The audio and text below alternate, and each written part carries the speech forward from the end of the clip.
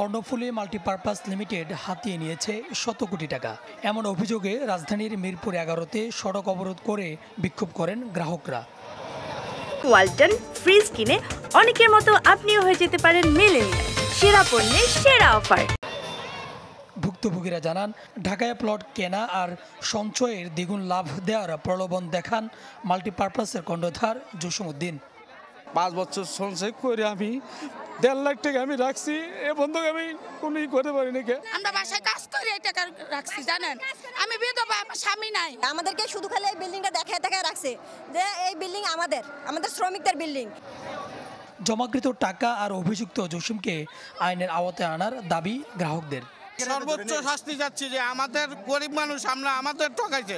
সরকারের কাছে আমাদের আবেদন, আমাদের সব গরিব মানুষের টাকাগুলো দেওয়ার জন্য। এদিকে ভুক্তভোগীদের আন্দোলনে বেশ কয়েক ঘন্টা বন্ধ থাকে যান চলাচল।